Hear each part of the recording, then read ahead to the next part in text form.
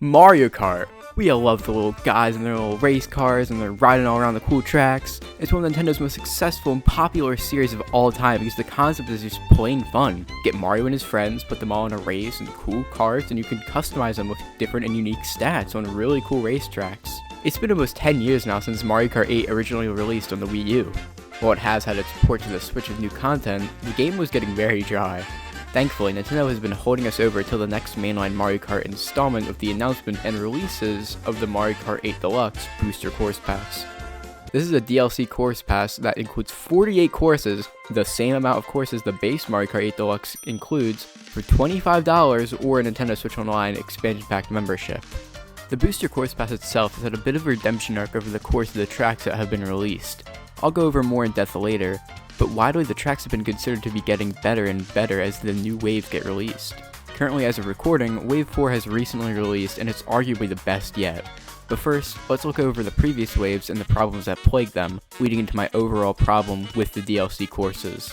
We got the first wave back on March 18th. Things seemed good, although it wasn't all just positivity. A lot of fans criticized how lazy the courses looked compared to the native Mario Kart 8 courses. Things like the lack of texturing, removing elements, and more. Fans were especially frustrated Coconut Mall had no more me driving cars that could run you over. Thankfully, things only improved from here. After Wave 1, Wave 2 was released only a few months later. The tracks, while still not looking as good as the native tracks, were definitely more true to their original versions, some even adding new fun shortcuts, details, and such. Wave 1 did do this, but it was a lot more present here. We even got our first new course part of the pass, Sky High Sundae. While the track itself is kinda controversial, personally I think they nailed the concept greatly, feeling more like a beta build for something greater. Regardless, Wave 2 was received a lot better for many, including myself, compared to the rest. Wave 3 was even better. We got amazing courses as usual this time with Maple Treeway and 3DS Rainbow Road. The courses were starting to look a lot better compared to older tracks with a few hiccups here and there. And now we reach Wave 4. Many are considering this wave to be one of, if not the best of them all so far. Great track selection, including Wario Stadium and the new course, Yoshi's Island. An announcement of release of both Birdo and 5 other characters announced being released in the last 2 waves. The characters releasing is where the DLC got really strange for me. They already released a general patch nerfing the notorious Waluigi Wiggler kart set, which is really strange. They're only now regularly supporting the game 5 years after launch. It feels like they wanted to keep the hype going on with the DLC and are only now wanting to support it.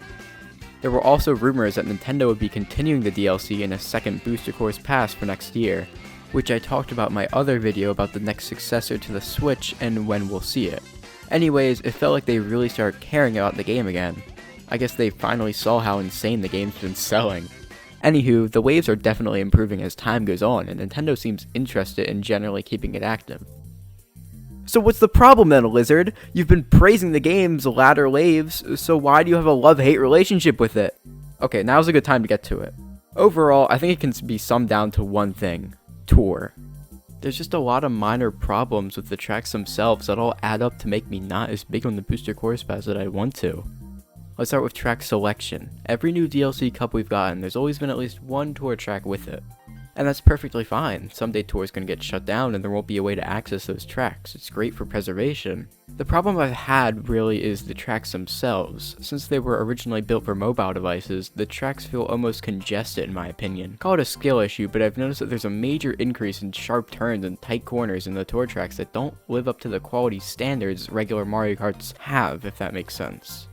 Something I wish Nintendo would do more often was having more tracks with different paths for each lap, something to keep it fresh instead of having the same loop for 3 laps. This is the reason why Mount Wario is one of my favorite tracks of all time, because every lap is different. It really feels like an adventure. The majority of tour tracks do this, and now I understand why they don't as much.